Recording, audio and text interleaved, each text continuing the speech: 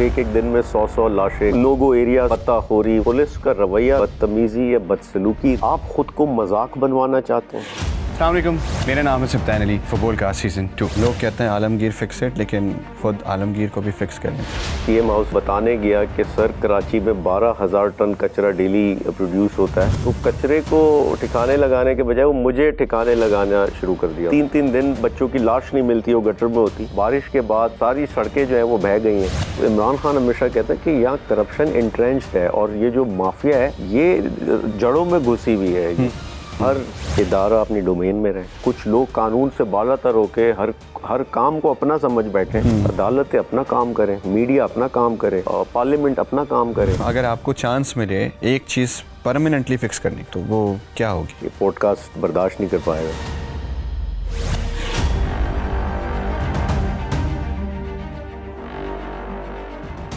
अस्सलाम वालेकुम, मेरा नाम है सब्तान अली और मैं हूँ आपका होस्ट फुटबॉल का सीज़न 2। आज के जो हमारे मेहमान हैं, मैं नाम नहीं लेना चाहूँगा, लेकिन वो अक्सर आपने रोडों पे देखा होगा उनको। और उनकी पर्सनालिटी की जो सबसे ख़ास बात है वो ये है कि उनकी जो मस्टैश है मूंछ बहुत फेमस है। मैं चेहरा दिखाऊंगा और बाकी आप ख़ुद पहचान लेंगे उनको। हमारे साथ है आलमगीर खान साहब। कैसे हैं आप? अल्हम्दुलिल्लाह। और सब सेट? अल्लाह का शुक्र है जी। तो कहाँ से शुरू करें हम? लाइफ पीछे चाइल्डहुड से शुरू करें या फिर अभी डायरेक्ट आ जाएं सवालात पे? बस आपका शो है, जहाँ आपका दिल करे, जहाँ से आप करना चाहें, जो पूछना चाहें। नहीं, मैं तो चाहूँगा कि हम मेन मुद्दे पे आने से पहले थोड़ा सा लाइव जर्नी के बारे में कुछ बातचीत करें। तो ये जो ज़िंदगी में हो रहा है, बहुत सारी चीज़ें हो रही हैं, क्या बचपन से डिसाइडेड या फिर अचानक आके ग्रेजुएशन के बाद आपने सोचा यार कुछ कर लेते हैं? और नहीं, ये ज़रूर है कि पब्लिक अफेयर में या जो भी इन पब्लिक के लार्जर जो भी मामलात होते हैं तो उसमें एक दिलचस्पी, एक इंटरेस्ट तो रहता, यानी अखबार पढ़ना, न्यूज़ फॉलो करना वगैरह। लेकिन ये ज़रूर है कि एक वाक़या होता जिसकी वजह से मुझे पॉलिटिक्स में या इंतज़ामिया को जवाबदेह ठहराने का वो एक मोटिवेशन बनी।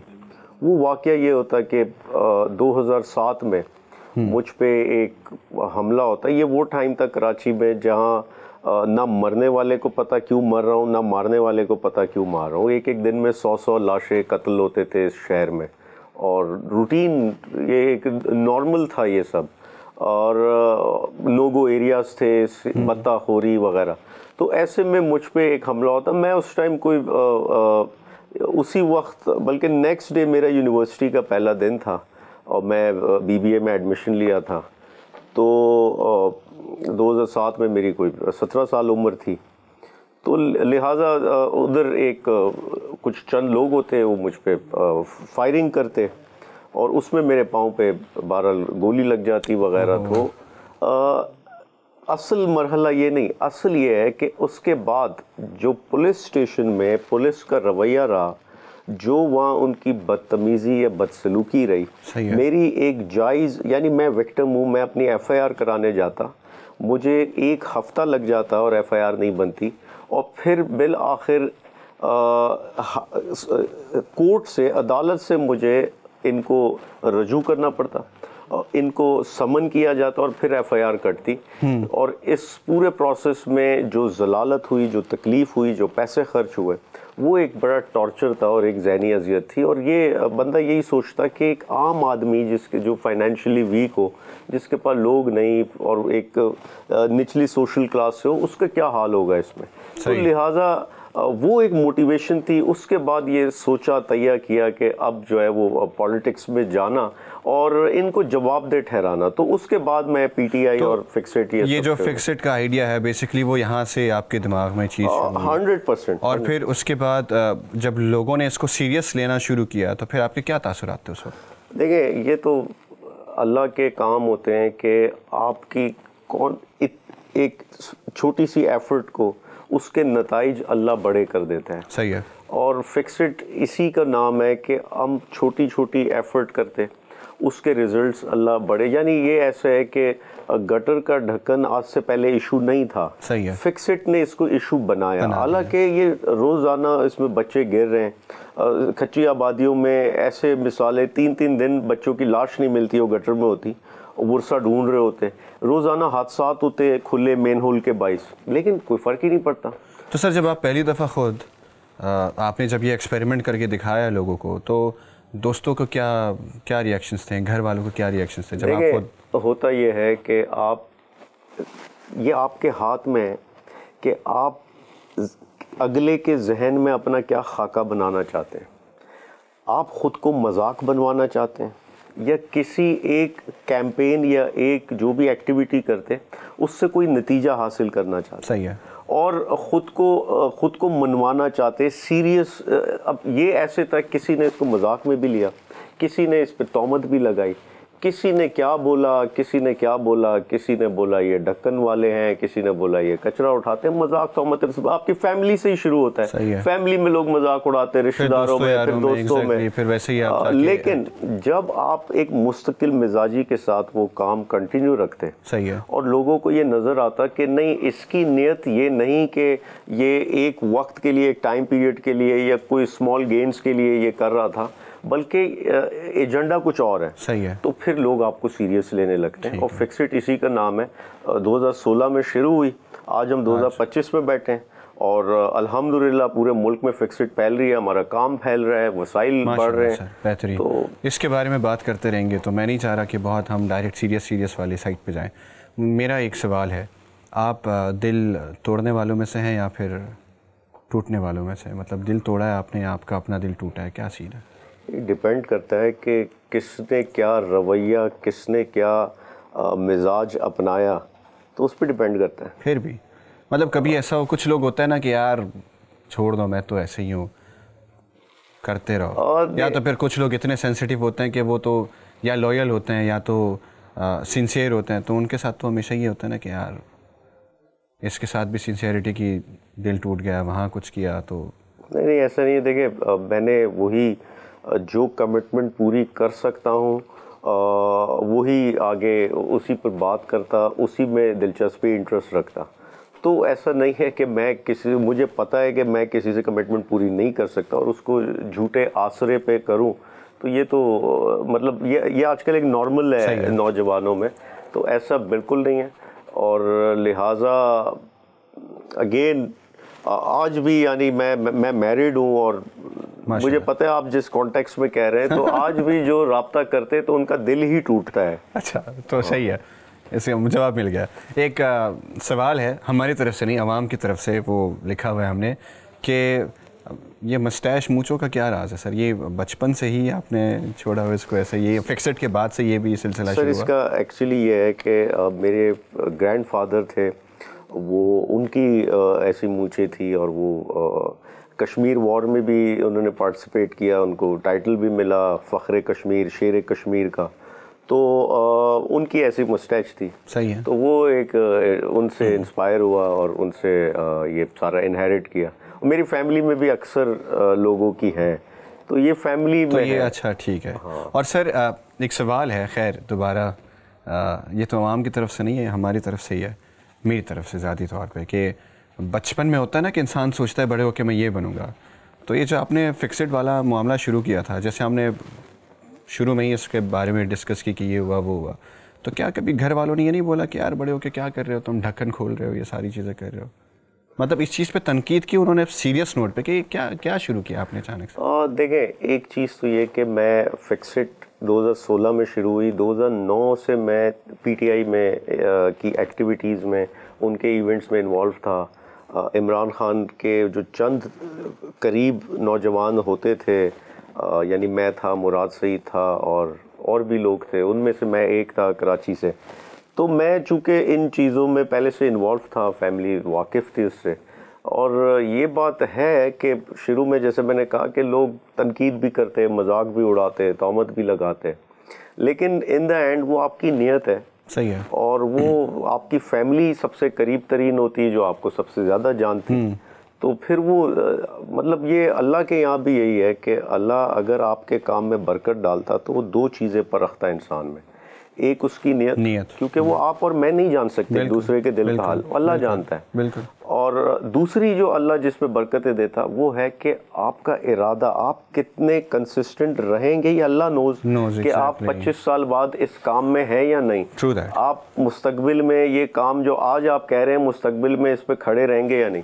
अल्लाह इन चीज़ों पे बरकतें देता है।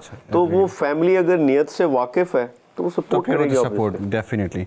अच्छा सर, एक और बहुत मशहूर सेइंग है कि अंग्रेज़ी में कहते हैं in order to achieve something you have to lose something. तो मेरा फिर आपसे ये सवाल है कि ये फिक्स-इट को अचीव करने के लिए is there anything that you loss? देखिए, ये सिर्फ अचीवमेंट का नहीं, मेरा ये मानना है कि अल्लाह ने एक ऐसा बैलेंस तवाज़ुन बनाया ज़िंदगी का कि आप के आगे जब आप कुछ अचीव करने वाले होंगे या अगर आपके लिए आगे कोई भी मामला ज़रखेज़ है तो कहीं ना कहीं आप कुछ लूज़ करेंगे ही करेंगे। सही है। और वो अल्लाह उसका तवाज़ुन, यानी ये नहीं हो सकता कि हर चीज़ आपके मुताबिक बेहतरीन अच्छी, यानी वो तो फिर जन्नत है ना। सही। तो फिर तो दुनिया का इम्तिहान, ईमान का इम्तिहान, वो सब ख़त्म हो जाता है कि अगर आप ये तसव्वुर करें कि हर चीज़ मेरे मुताबिक मेरी ख्वाहिशात पे पूरी हो। तो मेरा जो सबसे बड़ा लॉस हुआ वो मेरे वालिद साहब का भी जो 2021 में गालिबन इनकी शहादत हुई कराची में एक ब्लास्ट में। तो वो जो मेरा लॉस है वो मतलब वो तो अंडरस्टैंडेबल सर, उसका कोई मैं उस अल्फाज नहीं है मेरे पास। बिल्कुल, आई अंडरस्टैंड। एक और वैसे ही सवाल है कि फैमिली बिजनेस में क्यों नहीं गए आप? एक तो ये कि मेरा इंटरेस्ट नहीं था, दिलचस्पी नहीं थी। दूसरा ये कि हमारी चूँकि जॉइंट फैमिली है और वो हम ऑटोमोबाइल का हमारा काम है आज से नहीं, कोई गुज़िश्ता 25-30 सालों से। और मेरा भाई एक्चुअली वो बिज़नेस करता है, वही जो है सारा अभी डीलरशिप वगैरह वो देखता। तो और मैं इस काम के लिए बिल्कुल फ़ारिग हूँ और इसी काम में मसरूफ़ रहता, चाहे वो फिक्स्ड की एक्टिविटीज़ हो या पीटीआई की जो भी पॉलिटिकल होती उसमें इन्वॉल्व रहता। तो और फैमिली भी इससे मुतमईन है कि एटलीस्ट जो कर रहा है कोई बदनामी का, बेइज्जती का सबब नहीं है और कोई ऐसी चीज़ नहीं कि कोई हराम लेकर आ रहा है घर पे। तो ये एक इत्मीनान ज़रूर है। अच्छा सर, हम जब यूजुअली रिसर्च कर रहे होते हैं तो सोशल मीडिया वगैरह सारी चीज़ें देखते हैं। तो ये जब से आपका जो फिक्स्ड वाला मूवमेंट स्टार्ट हुआ है और कुछ कमेंट्स हमने देखे सोशल मीडिया पे कि लोग कहते हैं आलमगीर फिक्स्ड, लेकिन ख़ुद आलमगीर को भी फिक्स करें। तो इस बारे में क्या ख्याल है? नहीं, फिक्स किस लिहाज से करें? वो तो कमेंट है ना, तो कुछ नहीं, तो मुझे तो फिक्स करने की हमेशा, यानी मैं जब सीएम हाउस के बाहर उनको बताने गया कि सर कराची में 12,000 टन कचरा डेली प्रोड्यूस होता है, इसको खुदारा ठिकाने लगाएं। तो कचरे को ठिकाने लगाने के बजाय वो मुझे ठिकाने लगाना शुरू कर दिया उन्होंने, मुझे फिक्स कर रहे थे। इसी अंदाज में आज मुझ पे कोई 10 मुकदमे फिक्स करने की कोशिश की जा रही है। तो मैं क्या बोलूं? सर आपके अलावा फैमिली में कोई और भी है इस फील्ड में, या तो पॉलिटिक्स वाली साइड पे या वैसे, या तो फिर सिर्फ आप ही अकेले? नहीं, मेरे वैसे ये था कि मेरे ग्रैंडफादर जो थे वो पॉलिटिक्स में थे, कराची से वो काउंसलर बने, फिर वो एमएनए बने, फिर सेनेटर बने। लेकिन वो बात है 90s की, और उसके बाद एक बहुत बड़ा जनरेशन गैप आया और मतलब कोई 25-30 साल बाद फिर जो है वो अल्लाह ने यहाँ से मुझे ये मौका दिया या ये जो भी नाम मकाम दिया। तो लिहाजा मतलब उसका ऐसा नहीं कि मेरी आज की जो भी शनाख्त है उससे कोई ताल्लुक़ नहीं है एज सच। सही है। लेकिन ज़रूर वो था।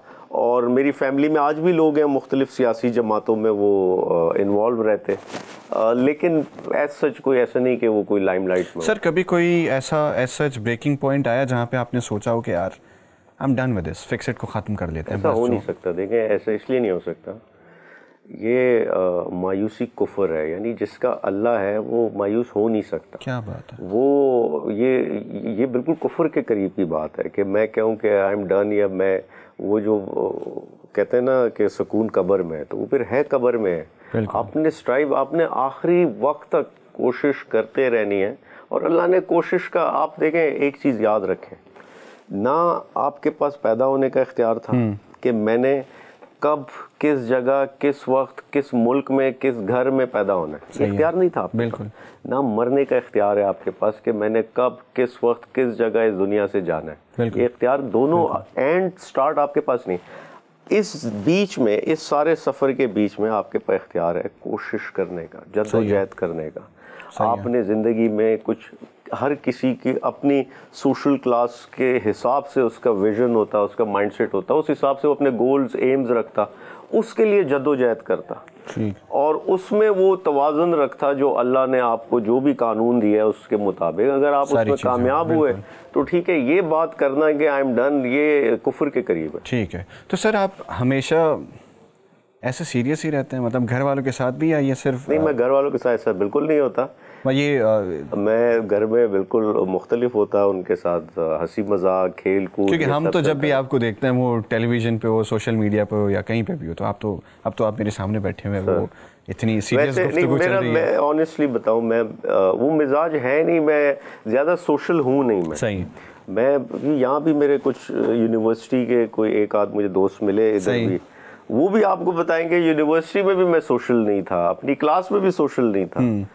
तो ये एक है मिजाज, और ऐसा है जो कि अच्छा नहीं है, मैं इसको अच्छा नहीं समझता, लेकिन एक आदत ऐसी बन गई है कि बस वो है। लेकिन घर में मैं मुख्तलिफ हूँ। आप भी पाकिस्तान के नंबर 1 यूनिवर्सिटी में से आपने ग्रेजुएशन किया? बिल्कुल ऐसे ही है। हाँ। यूनिवर्सिटी का आपने जिक्र किया तो कुछ लोग मुझे याद आए। अल्हम्दुलिल्लाह, अल्हम्दुलिल्लाह। तो आलमगीर साहब, वो जो आपने वाक़या सुनाया मुझे कि एक दफ़ा आप पे हमला भी हुआ था, तो मेरा ये कंसर्न है, सवाल नहीं है, तो आप जब बाहर निकलते हैं बिना सेफ्टी के, बिना सिक्योरिटी के, तो अब दोबारा डर नहीं लगता कि खुदा न खास्ता फिर ऐसा कोई वाक़या हो जाए? यार देखें, ये वाक़यात आपका डर ख़त्म करते हैं एक्चुअली। बंदा ये सोचे कि तब मेरी नहीं लिखी थी, सही है, मैं आज बैठा हूँ। सही है। ऐसे कितने वाक़यात आपकी ज़िंदगी में भी, हर किसी की ज़िंदगी में आते कि जहाँ आप ये सोचते कि यार इसमें तो मेरा एंड हो सकता था। ऐसे वाक़यात होते, कोई भी हादसा होता है, एक्सीडेंट होता, लेकिन एंड नहीं होता, तो आपका ईमान और ताज़ा होता है इससे कि अल्लाह ने मुझे नया मौका दिया। सही है। और जब अल्लाह चाहेगा तो एंड होगा। तो इसीलिए ये चीज़ें ये मानते हैं कि एक चीज़ याद रखें, कुरान में अल्लाह ने आपसे ये बात की है, रिस्क उसका इख्तियार है, इज़्ज़त उसका इख्तियार है, किसी की कम, किसी की ज़्यादा, वो उसने तय करना। कोई दुनिया की ताकत मेरे लिए नहीं तय कर सकती, ना रिस्क मेरे लिए कम ज़्यादा तय कर सकती। ज़िंदगी मौत उसका इख्तियार है, तो किसी इंसान के इख्तियार में नहीं है। मैं एक मिसाल हमेशा देता, किसी ने बचाना होता गार्ड्स ने, तो मोहतरमा बेनज़ीर के साथ गालिबन कोई 17 या 20 गार्ड्स, जॉन एफ कैनेडी था, मुल्क का सदर था, तो 1.22 कैलिबर की गोली से उसको जो है वो उनको शूट किया।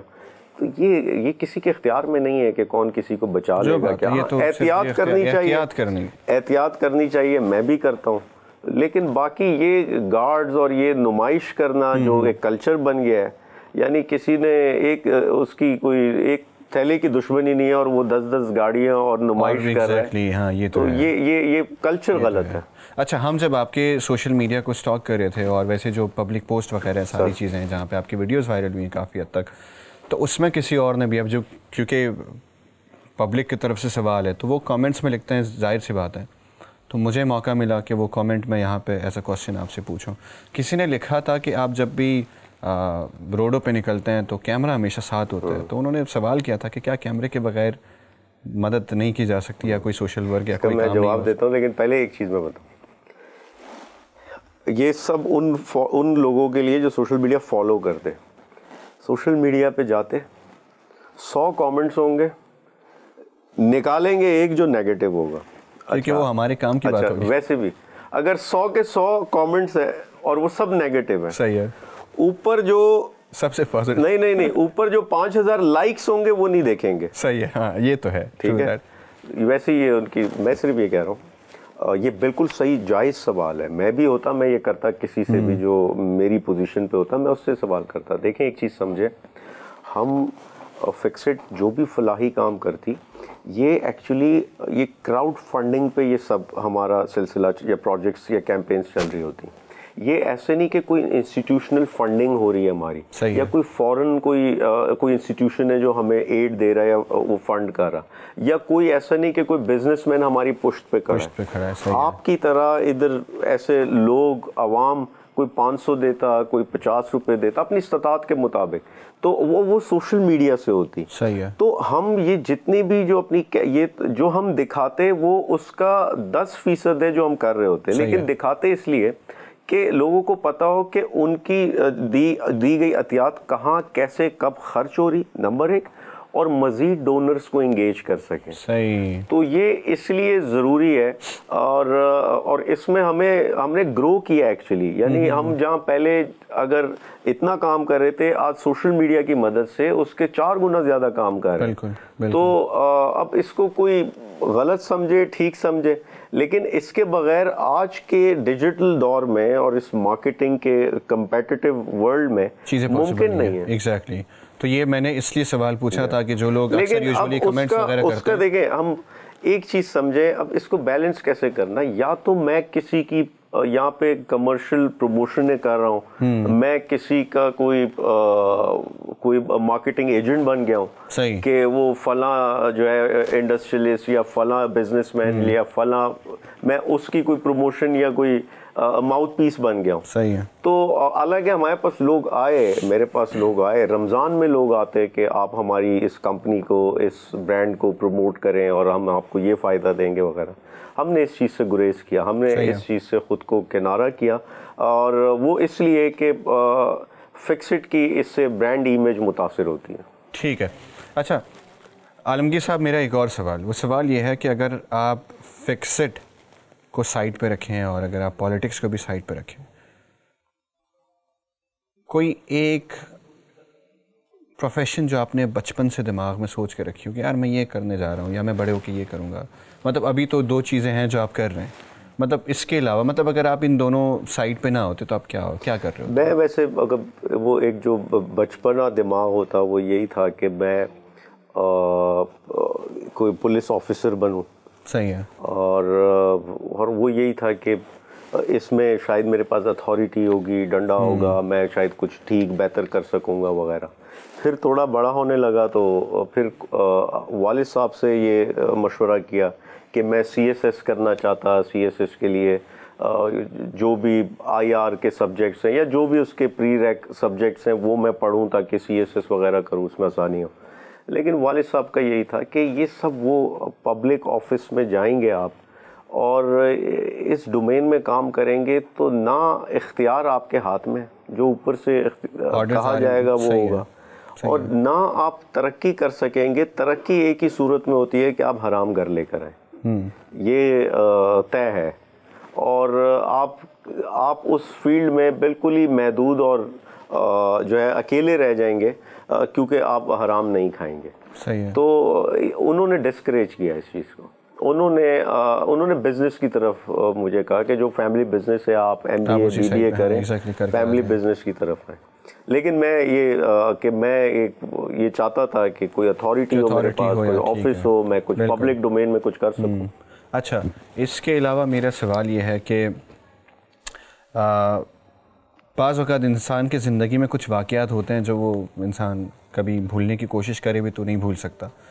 तो आपकी ज़िंदगी का जो सबसे मुश्किल दिन अगर आपको याद हो कि किसी दिन आपने बोला हो या सोचा हो कि ऑल्दो ये हम जा रहे हैं दोबारा उसी साइड पे जो आपने बोला ना कि मायूसी शिर्क है, लेकिन फिर भी होता है ना बाज़ औक़ात वो किसी लाइफ स्ट्रगल के दौरान या बिज़नेस स्ट्रगल के दौरान या स्टडी के दौरान या बचपन में कभी भी कुछ होता है, इंसान कहता है ना यार वो दिन बड़ा मुश्किल दिन था। या देखें, मुश्किल दिन मैं जैसे अभी बताया कि जो मेरे वालिद साहब का लॉस है, मैं इस पे इन चीज़ों पे कम बोलता हूँ, और वो इसीलिए कि मैं कमज़ोर ना लगूँ, कमज़ोर ना देखूँ। लेकिन वो एक बहुत बड़ा लॉस, यानी वो ऐसे थे हमारे साथ, मेरे और मेरे भाई के साथ, कि वो दोस्तों की तरह थे। सही है। हम आपस में हंसी मजाक करना, और यानी जो आपके जितना आप क्लोज दोस्त के साथ होते हैं, आपके कॉलेज यूनिवर्सिटी का दोस्त, इतना ही हम क्लोज थे उनके साथ। और एक एक चीज़ का मशवरा करना, मैं ये काम करने जा रहा हूँ उसका मशवरा करना, मैं ये काम करके आया हूँ उनका उसका बताना, ये ठीक है, ये गलत है, सही है, बुरा है। वो डांटते भी थे, मजाक भी करते थे, सपोर्ट भी करते थे। यानी एक आपके पीछे एक पहाड़ जैसी सपोर्ट हो और वो एक लम्हे में वो पूरा पहाड़ जो है वो गिर जाए। तो ये जो दिन था, ये दिन हमारे लिए तो वो क़यामत जैसा ही था। सर मैं इससे रिलेट कर पाता हूँ, लेकिन अगर इसके मैं मज़ीद, आई एम सॉरी ये बड़ा डिस्टर्बिंग सवाल है, लेकिन अगर हम इसके डेप्थ में मज़ीद जाएँ, वो जो बिकॉज़ मेरे फादर को भी गए हुए हैं, कुछ साल हो गए, तो वो लम्हा जो जिस वक्त कोई कॉल करके बताया आपको कि यार ही इज़ नो मोर, तो उस एक मिनट के लिए या उस एक 30 सेकंड के लिए या उस एक 5 मिनट के लिए कैसा फील हुआ आपको? मतलब आप क्या इस चीज़ को एक्सेप्ट कर पा रहे थे कि ही इज़ नो मोर? देखिए, ये तो शेरशाह में हमारा ऑफिस था और इस ऑफिस के साथ ही जो है एक एक्चुअली ये नाला था और ये नाला पे वक्त के साथ जो है वो इंक्रोचमेंट की हुई थी और जगह जगह, और यहाँ सारा इंडस्ट्रियल वेस्ट यहाँ से ज़्यादा था। अब वो इस नाले को वक्त के साथ सारा बंद कर दिया, इंक्रोच कर दिया। ये जो हमारा ऑफिस था ये गवर्नमेंट यानी साइट की ये जगह थी, हम इसके रेंटी थे, रेंट पे करते थे। कोई हमारा 70 से यहाँ ऑफिस था। तो ये वहाँ पे गैसेस वगैरह वो जमा हुई हैं, तो उससे ये जो है वो ब्लास्ट हुआ है। तो इसमें हमारे ऑफिस में एक मेरे वालिद साहब थे, एक हमारे रिलेटिव थे, हमारे 5-6 एम्प्लॉयज़ थे, वो भी ऐसे फैमिली मेम्बर्स की तरह थे क्योंकि उनको भी हमारे साथ कोई 30 साल हो गए थे। तो ये जब वाक़या हुआ तो वहाँ से मुझे वो कज़न ने फ़ोन किया कि मैं घर पे था कि यहाँ पे जो है वो ब्लास्ट हुआ है। सही है। और कुछ नहीं बचा है।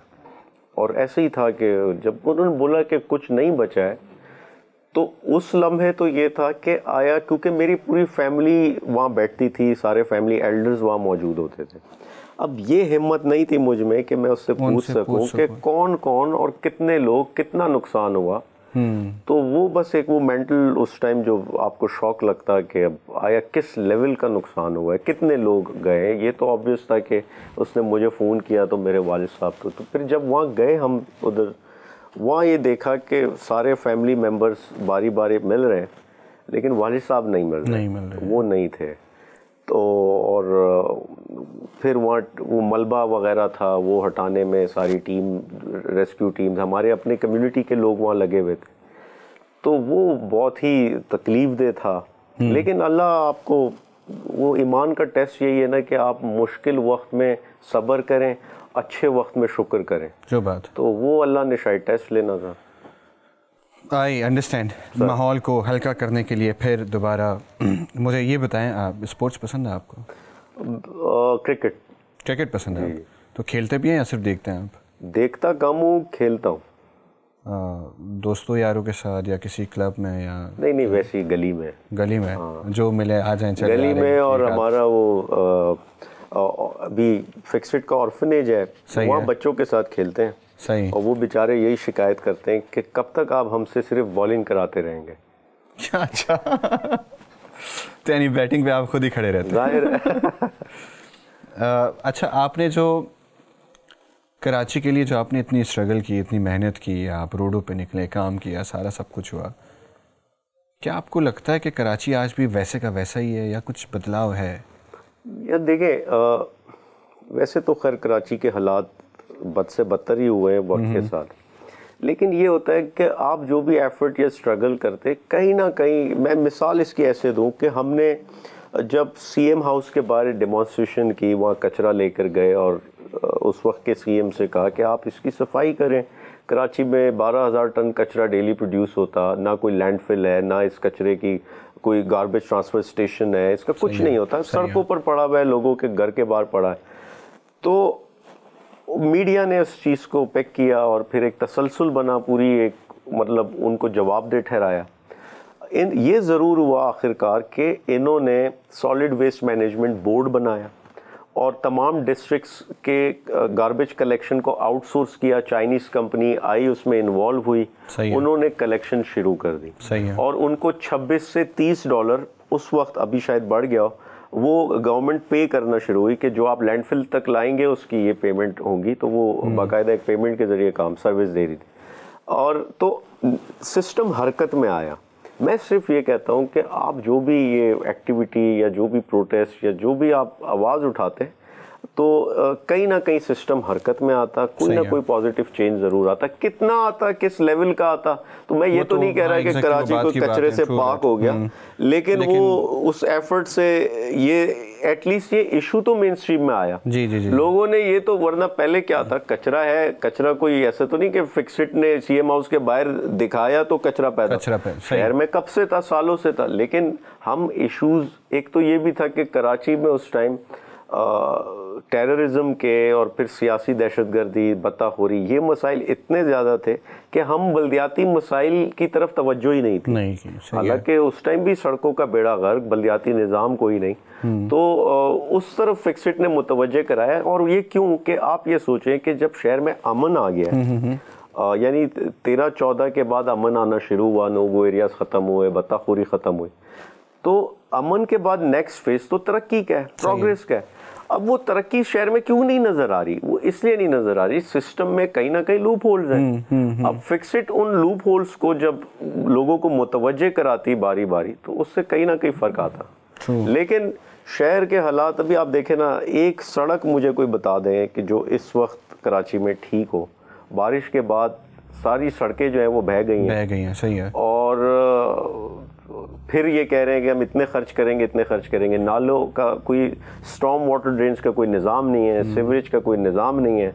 अगर लाहौर के लोग कराची की मिसाल देते थे, आज लाहौर जाके देखें तो फिर वो यहाँ मतलब इस शहर में वो, अब ये तो वो बातें रह गई ना सारी कहानियाँ कि इस शहर में ट्रैम चलती थी, इस शहर में सड़कें पानी से धुला करती थी, इस शहर में अंग्रेज़ों का बनाया कंड्यूट का निज़ाम है जिसको बहाल किया। इस शहर में ये जो बड़े स्टॉर्म वाटर ड्रेन्स है, लियारी, मलीर नदी, ये भी अंग्रेज़ों की बनाई हुई है।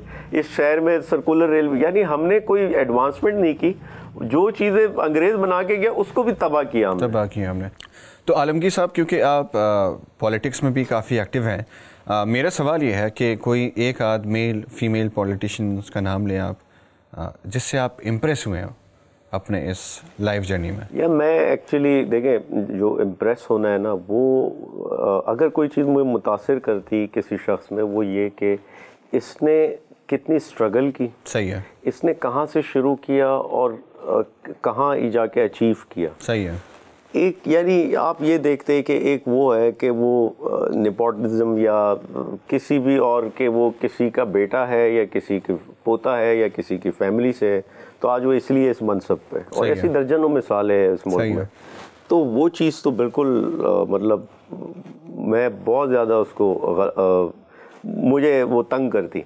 लेकिन अगर कोई स्ट्रगल करके आया, कोई स्क्रैच से मेहनत करके, तो वो चीज़ें इम्प्रेस करती और उससे सीखने को मिलता। उससे आप एक एक उसकी जो भी उसकी स्टोरी होती है, उससे आप चीज़ें लेते, समझते कि कहाँ अल्लाह ने कैसे इसकी मदद की, कहाँ अल्लाह ने इसके लिए सर्कमस्टांसेस चेंज किए, अल्लाह ने इसकी कहाँ सुनी होगी, कौन सी तकालीफ आई है। तो इन द एंड देखें, आप को बनाता अल्लाह ही है। जो बात है ये तो इस पे ठीक है, ये मेरा ईमान है। यानी ये जो कहना ना कि मैं सेल्फ मेड हूँ या मैं ये हूँ मैं वो हूँ, तो ये अल्लाह ही सर्कमस्टांसेस चेंज करता है। बिल्कुल बिल्कुल। और तो मेरे लिए सिर्फ वो कि जो स्ट्रगल करके आया है, वो कोई भी हो, मेल फीमेल कोई भी, तो वो मैं उससे सीखता। तो सर, फिक्सिट स्टार्ट करने से पहले कुछ ना कुछ सोचा होगा आपने कि यार मैं इसको उस लेवल पे ले जाना चाहता हूँ जहाँ पे दुनिया फिक्सिट करें। और तो क्या आपको अभी 9 साल के बाद ये लग रहा है कि आपने वो माइलस्टोन अचीव कर ली है, या फिर स्ट्रगल अभी बाकी है, आप फिक्सिट को मज़ीद कहीं और देखना चाह रहे हैं? देखिए, मैं आपको ये मेरा ईमान है, और ये आप इस पॉडकास्ट को रिकॉर्ड कर लें और लिख लें। आज की तारीख़, आज का दिन, फिक्सिट इस मुल्क के हर कोने में, इस मुल्क में हर जगह पहुंचेगी। सही है। फिक्सिट इस मुल्क के हर टाउन में अपना कम्युनिटी सेंटर कायम करेगी। जिस कम्युनिटी सेंटर से एक आम आदमी के समाजी, बल्दियाती और सियासी मसाइल जो है वो हल होंगे, और इसकी तरफ हम चल पड़े। देखें, आप एक गोल सेट करते, ये अल्लाह नोज के कब पहुंचोगे आप उस गोल पे और कैसे पहुंचोगे। सही है, बिल्कुल सही है। वो अल्लाह है, वो शॉर्टकट भी लगा सकता है, वो अल्लाह है कि 50 साल भी लगा सकते हैं, लेकिन आपका ये ईमान है, यकीन है एक्चुअली, कि जो बिलीव है कि मैं ये करूँगा, पहुँचूँगा, अल्लाह मुझे पहुँचाएगा, तो वो होगा। और फिक्सिट एक बहुत बड़ी कुव्वत बन के उभरेगी। क्या कोई चांसेस है कि फिक्सिट खुद एक पॉलिटिकल पार्टी बने आगे जाके? देखिए, जब तक इमरान खान है तो ऐसा कोई चांस नहीं है। अच्छा। क्योंकि इमरान खान से एक चीज़ समझें, मेरी एफिलिएशन को ये नहीं, मैं 2009 से इमरान खान के साथ हूँ, जब इस पार्टी को टांगा पार्टी कहते थे। सही है। और मजाक उड़ाते थे। और यानी मैं ये बात इसलिए कि और उस वक्त दूर दूर तक ये नहीं था कि कोई हुकूमत बनेगी, इमरान खान वज़ीर आज़म बनेगा। हमारा यकीन ज़रूर था, बिल्कुल। इमरान खान का भी यकीन था, हमारा भी था, लेकिन ज़मीनी हकाइक उसको सपोर्ट नहीं करते। सही है। लेकिन उस वक्त में, उस दौर में उसके साथ थे हम।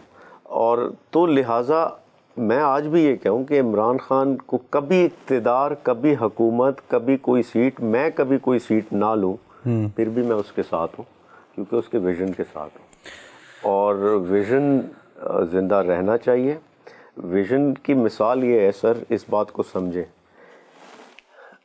कि कॉज जो होती है ना, वो किसी शख्स पे नहीं होती। ये ऐसे ही है कि अंग्रेज़ों से आज़ादी कोई सदियों से चल रही थी, उस पे तहरीकें चली, उस पे जो है उस पे मुसल्लह तहरीकें भी चली, सियासी तहरीकें भी चली, जंगें भी हुई। बिल्कुल। बिल आखिर 1947 में जाके आज़ादी मिली, हालांकि ये 18th सेंचुरी से ये तहरीक चल रही थी। तो जो आपके मकासद होते, वो ज़रूरी नहीं कि उसी वक्त, उसी टाइमलाइन आपकी ज़िंदगी में, यानी जो मैं फिक्सिट के लिए कह रहा हूँ, हो सकता है मेरी ज़िंदगी में भी ना हो, तो ये ज़रूरी नहीं होता। लेकिन आपने कितना अचीव किया, कितना इम्पैक्ट क्रिएट किया, ये मैटर करता है।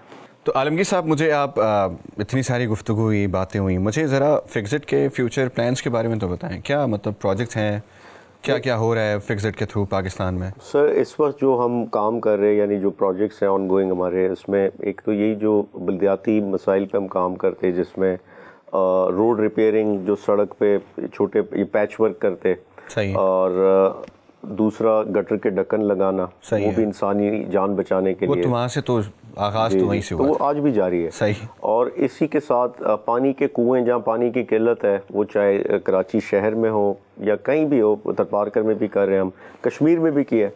और इसके साथ फिक्सिट का एक यतीम घर है, जहाँ इस वक्त कराची में है, पेशावर में है, इस्लामाबाद में है, जहाँ बच्चों की कफ़ालत की जाती। अभी बच्चियों का भी शुरू किया है। सही है। साथ ही स्किल सेंटर है जो कराची में इस वक्त बफर जोन में है और शाह फैसल कॉलोनी में, और एक पेशावर में भी कायम किया है। वहाँ IT कोर्सेज कराई जा रहे हैं और मुख्तलिफ स्किल्स, जो टेक्निकल स्किल्स होती है, वो सिखाई जा रही वहाँ। और ये वो कोर्सेज हैं जो 60-70 हज़ार के कराए जाते हैं प्राइवेट सेक्टर में, यहाँ सिर्फ 2000 रुपये में कराए जा रहे हैं। और इसके साथ रोज़गार देते हैं हम 50,000 के अंदर अंदर, जो छोटे रोज़गार होते हैं वो लोगों को देते, ज़रूरतमंद को। तो ये मुख्तलिफ हमारे काम है जो इस वक्त चल रहे हैं, और अल्लाह की बरकतें, अल्लाह काम बढ़ाता जा रहा है। क्या बात है सर। मोहल्ले के क्या सिचुएशंस है? मतलब आप अपने मोहल्ले में तो स्टार होंगे आप, हर कोई जिसको काम होगा, यार आलमगीर साहब ये ज़रा करा दें यार, ये कर दें, वो कर दें। हाँ, लोग आते हैं, लोग घर पे भी आते हैं, मिलते हैं। और अच्छी चीज़ ये है कि मुझ तक एक्सेस कोई मसला नहीं है किसी के लिए। मेरा ऑफिस भी खुला रहता, हमेशा लोग आ सकते। लोगों को पता भी है मेरा ऑफिस बड़ी मेन जगह पे है, यानी गुलशन इकबाल में जहाँ मेरी रिहाइश है उसके करीब ही ऑफिस है। मेरा घर भी पता है, तो लोग वहाँ भी इजी एक्सेस है। कोई वो वाली ड्रामेबाजी नहीं है कि वो फला बिज़ी है या आपको टाइम लेना पड़ेगा या आपको एक पूरे प्रोसेस से गुजरना पड़ेगा, ऐसा कुछ नहीं है। क्या बात है। वैसे एक आउट ऑफ द कॉन्टेक्स्ट सवाल है कि बाज़ औक़ात ऐसा होता है ना कि वो अंदर जाके ढक्कन खोल के काम वाम आपके टीम वाले लोग, फिक्सिट वाले, तो क्या कभी ऐसा हुआ है, मतलब I am sorry to ask this question, but एक दिमाग में सवाल है कि कभी कोई अंदर और किसी ने ढक्कन रख के बंद कर दिया कि यार वो तो भाई नहीं, ऐसा नहीं हुआ कभी। और क्योंकि काफ़ी भाई ऐसा नहीं है कि कोई एक ही बंदा जाता हुआ, कोई काम करता, हमारी काफ़ी टीम होती, कुछ शरारती लोग होते हैं ना कि वो पता हो कि यार अच्छा ये अंदर ये हो रहा है, ये लोग जो भी सेफ्टी प्रिकॉशन होते उसका ख्याल रखा जाता पहले से, तो ऐसा कोई कर नहीं सकता। तो क्रिकेट के आप शौकीन हैं सर, और जो कप्तान है उनके तो आप वैसे ही फ़ैन हैं, तो कभी ऐसा है दिमाग में कि और कुछ नहीं, उनके साथ एक आध क्रिकेट मैच ही हो जाए? मसला ये हुआ कि जब हमने होश संभाला तो उनकी क्रिकेट ख़त्म हो चुकी थी। तो उनका ना हम वो टाइम देख सके, ना वो क्रिकेट, यानी हम उनका कोई क्रिकेट फ़ैन क्लब थे ही नहीं। हमारी जो जनरेशन थी, हमने उनको या सोशल वर्कर की तरह देखा या एक पॉलिटिशियन की हैसियत से देखा। सही है। और उन दोनों ने, यानी एक तो वो क्रिकेट में, यानी वो जिस फील्ड में गए उन्होंने इंस्पायर किया है, जिस फील्ड में गए, अगेन वही बात के ज़ीरो से शुरू किया, मेहनत करते करते किसी मकाम पे पहुँचे। तो घर वालों को कैसे टाइम देते हैं आप?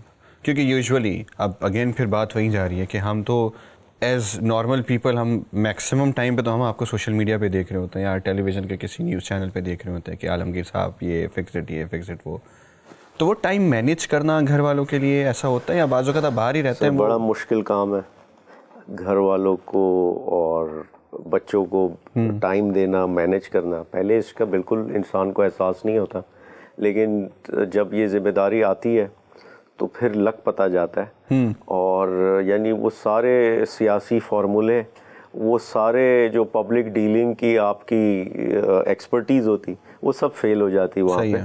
और उनका यही शिकवा रहता है कि आप टाइम नहीं देते, आप हमारे साथ जैसे नॉर्मल वालिदैन या वालिद टाइम देता तो वैसे आप टाइम नहीं देते। तो ये शिकवा तो रहता। कभी स्कूल में कोई मीटिंग होती, वहाँ नहीं पहुँच पाते, और बाकियों के वालिदैन होते, मैं नहीं होता। तो ये मसाइल और ये तो रोज़ाना चीज़ें तो अंडरस्टैंडेबल है। और फिक्सिट के हवाले से अगर मैं एक और सवाल करूं, क्योंकि आप बैठे हुए हैं तो एक ही दफ़ा में सारी चीज़ें क्लियर हो, तो इतना सारा काम जो हो रहा है वो भले रोड के हवाले से हो, वो कोई ऑर्फन होम के हवाले से हो, या वो एजुकेशन के हवाले से हो, या कुछ भी हो, क्या आपके पास कोई एक आध दो तीन स्पेसिफिक स्पॉन्सर्स हैं, या तो फिर ये सारा का सारा जो है वो फंड्स के थ्रू नॉर्मल सारी चीज़ें सारा हमारे पास? देखें, मतलब ये इतना जो पैसा लग रहा है, क्या सिलसिला है? इसका सिलसिला ये है कि एक तो आपका आखिरी वाला जवाब मैं पहले दे दूं। फिक्सिट का थर्ड पार्टी ऑडिट होता, एक एक चीज़ का जो है वो ऑडिट किया जाता, और वो चीज़ें मौजूद हैं कोई भी वो, और पब्लिक डोमेन में, और वो चीज़ें उधर रिकॉर्ड पे भी लाई जाती है हुकूमती सतह पे। नंबर 1। नंबर 2 ये कि ये सारा क्राउड फंडिंग पे है। ये ऐसे नहीं कि मैंने जैसे पहले कहा कि कोई इंस्टीट्यूशनल फंडिंग है या कोई मखसूस शख्स या कोई बिजनेसमैन या कोई ब्रांड, कोई कंपनी जो है हमें स्पॉन्सर या सपोर्ट करती हो। और मासेस से अगेन वही के कोई 10 रुपये देता अपनी इस्तिताअत के मुताबिक, कोई 100 रुपये, कोई लाख रुपए, तो वो इसी अंदाज में चलता। और लेकिन ये ज़रूर है कि वो रेगुलर बुनियाद पे मदद करते हैं। ठीक है। तो इसीलिए हमारी और वो ग्रो होती जा रही है। ये अगेन ये, और हमारा जो इनसे कनेक्टिविटी है वो सोशल मीडिया के अलावा कुछ नहीं है। सही है। ठीक, तो इसीलिए सोशल मीडिया ज़रूरी है हमारे लिए। तो जैसे आपने घर वालों के लिए बताया कि वो टाइम मैनेज करना बहुत मुश्किल होता है, बिकॉज़ आप जब एक दफ़ा इस साइट पे आ जाएं फिर चीज़ें सामने आ जाती है कि नहीं यार आसान नहीं है। तो वैसे ही एक नॉर्मल इंसान की तरह आपका भी तो दिल चाहता होगा कि यार दोस्त यार के साथ किसी ढाबे पे बैठ के चाय पी लूँ या किसी खाने पे चलते हैं बाहर। तो क्या वो सब मैनेज कर पा रहे हैं या वो भी नहीं हो रहा आपसे? नहीं, वो हो जाता है। मैं दोस्तों के साथ बाहर बैठता भी हूँ, और चाय के ढाबे पे भी बैठता हूँ, रेस्टोरेंट्स पे भी जाता हूँ। वो हो जाता है। ऐसा नहीं है कि कोई बिल्कुल ही कोई रुकावट है या मुश्किलात है या लोग नहीं, क्योंकि एक्टिविटीज़ इतनी ज़्यादा हो रही है ना कि कभी ये काम, कभी वो काम, कभी, तो उस सिलसिले में टाइम मैनेज करना। क्योंकि मैं दोस्तों के साथ बैठता लेट, रात के वक्त में लेट, और हम अक्सर वो मूवीज़ वगैरह ही देखते या नेटफ्लिक्स देखते या ये सीज़न वगैरह देखते, तो वो उसी में वो मैनेज हो जाता, क्योंकि वो टाइम ऑफ होता, उस टाइम दूसरी एक्टिविटीज़ नहीं होती, फैमिली भी सो चुकी होती। अच्छा। तो उस टाइम में हो जाता। लेकिन हाँ, नॉर्मल ये नहीं कह सकते कि कोई जैसे पहले था वैसा नहीं है। तो यानी नेटफ्लिक्स पे आप सीरीज़ वीरीज़ वगैरह मूवीज़ वगैरह देख रहे हैं, कोई एक आध फेवरेट बताएं सीरीज़ या मूवी फेवरेट जो आप चाहेंगे कि शायद हम भी देखें वो घर जाके, या क्या पता देख चुके हैं उस पर भी एक आध बात कर लेते हैं। यार बहुत है, अभी मैं किस किस का नाम लूँ, काफ़ी ज़्यादा है। और ये इसकी ये अभी बहुत अच्छी थी ये ऑटोमन्स वाली, के ऑटोमन एम्पायर वाली जो मूवी थी। ऑटोमन क्या नाम है उसका यार, नहीं उस्मान नहीं, उस्मान इतना अच्छा नहीं है, अर्तुगरुल बहुत अच्छा था। लेकिन ये ऑटोमन्स पे है जो ये जो इसको इन्होंने ये इस्तांबुल जो फतह किया था, ये फातेह पे जो है, बहरहाल उसके 2 सीजन आ गए, मुश्किल, हाँ। वो दोनों बहुत अच्छे हैं। सही। तो इन सब के साथ साथ ज़िंदगी में जो इतनी कमिटमेंट्स है, जिम्मेदारियां हैं, सब कुछ है, कोई एक आध रिग्रेट लाइफ में जो आज तक आप सोचते हैं उस बारे में कि यार काश वो नहीं किया होता, या काश वो वैसा नहीं हुआ होता?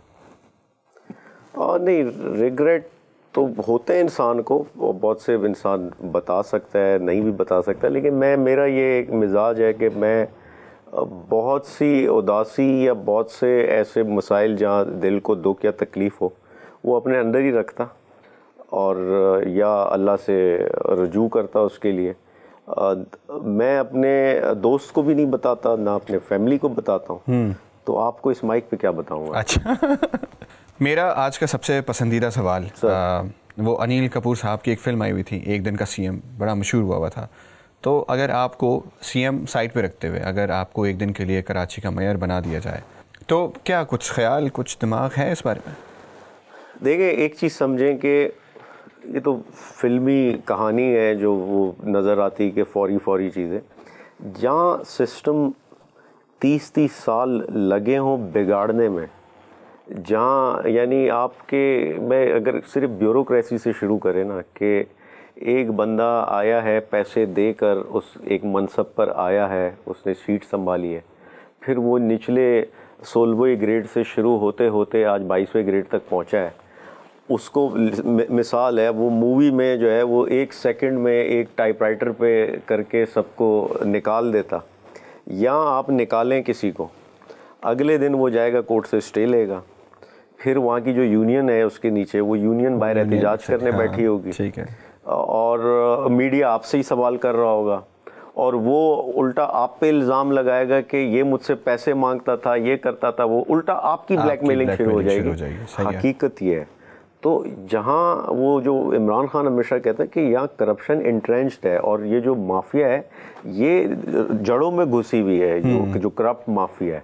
तो ये इतना आसान नहीं होता कि आप इसको फौरी ठीक कर सकें। और सॉरी टू से, यहाँ हमारे माशरे में करप्शन अब बुरा नहीं समझा जाता। अब एक बाप बेटे के साथ बैठ के वो कोई करप्शन का जिक्र करे या बताए कि मैंने ये हराम से बनाया, या इसको बुरा नहीं समझा जाता। एक बेटा जो है वो अपने वालिद की कहानी बताने में कोई हिचकिचाहट, शर्म नहीं महसूस करता कि उसने इतने बनाए, ये गाड़ी ऐसे आई, ये बंगला ऐसे आया। तो ये जब ये हालात हो जहाँ करप्शन जो है वो आपको बुरी ना लगने लगे, तो ये इतना आसान नहीं है कि वो एक मूवी की तरह कि उसने एक 2.5 घंटे में पूरा वो मुंबई ठीक कर दिया। यहाँ टाइम लगता है। असल चीज़ ये है कि पहले तो आप अपने किरदार पे काम करें ना। पहले तो ये है कि जो मैं कह रहा हूँ वो मेरे किरदार कैरेक्टर में नज़र आए, जो बात ठीक, ये सारी बातें उसके बाद है। तो अगर तो मैं उसमें कामयाब हो रहा हूँ, होता हूँ, तो वेल एंड गुड। अदरवाइज चलें, अब हम आते हैं रैपिड फायर की तरफ। सर, ब्लंट से जवाबात फटाफट करके। पहला सवाल, सबसे बड़ा दुश्मन बेहिसी या फिर करप्शन? दोनों है, लेकिन कोई एक। बेहिसी ज़्यादा। दूसरा सवाल, फिक्स्ड स्टार्ट करते वक्त ज़्यादा डर किस बात का था, लोगों का मजाक या अपनी जान? अपनी जान का खतरा। दोनों का नहीं था, बिल्कुल भी नहीं था। चले, कराची को एक लफ्ज़ में डिस्क्राइब करें। एक लफ्ज़ में, मेरा पसंदीदा शहर है, यहाँ के लोग मेरे पसंदीदा हैं। सही है। आपको ज़्यादा हर्ट किसने किया, सिस्टम या लोगों की बेपरवाही ने? अभी तो सिस्टम ही है, अभी सिस्टम जो है। पीछे पड़ा हुआ है। और उसके अलावा अगर मैं पूछूं, अगर आपको चांस मिले एक चीज़ परमानेंटली फिक्स करने का, तो वो क्या होगी? ये पॉडकास्ट बर्दाश्त नहीं कर पाएगा तो, लेकिन देखें एक चीज़ ये कि हर इदारा अपनी डोमेन में रहे, हर ओहदेदार अपनी डोमेन में रहे। मैं सियासतदान हूँ, या इसको यूँ समझें, ये जो कैमरामैन है ये यहाँ आपकी सीट पे जो है वो नहीं बैठ सकता, उसके वो फील्ड है, वो काम करे। आप कैमरा नहीं संभाल सकते, मैं जो है उधर जाके एडिटर नहीं बन सकता। तो इसी तरह यहाँ जो आपके मुल्क का सिस्टम होता, अदालतें अपना काम करें, मीडिया अपना काम करे, पार्लियामेंट अपना काम करे। तो ये जब तक आप अपनी डोमेन से बाहर कुछ लोग कानून से बालातर होके हर काम को अपना समझ बैठें तो फिर क्योस होना है।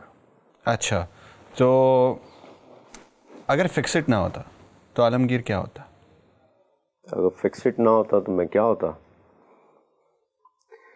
यार ये इफ्स एंड बट्स वाले जो मामला है ना कि ऐसा नहीं होता तो वैसा होता है, इसका कोई मेरे पास जवाब नहीं। बहरहाल फिर भी कुछ भी, वो जो आपने शुरू में बता दिया था एक आध के, वो मैं बचपन से मैं ये ज़रूर था, मैं जो पहले भी जिक्र किया कि मेरा शौक़ था कि मैं पुलिस ऑफिसर बनूं, वहाँ अथॉरिटी हो, अथॉरिटी से मैं कुछ कर सकूं, ये शौक़ ज़रूर था। सही है। तो आज के शो का इख्तिताम हमारे साथ थे आलमगीर साहब। Sir, thank you so very much for joining us. Thank you. इंशाल्लाह आपसे फिर मुलाकात रहेगी। सर, आपकी बड़ी नवाजिश, मेरे लिए बड़ी इज़्ज़त अफजाई, आपने बुलाया। नहीं, thank you so much. Thank you sir. इसी के साथ अल्लाह हाफ़िज़, वस्सलाम, सिप्तान अली।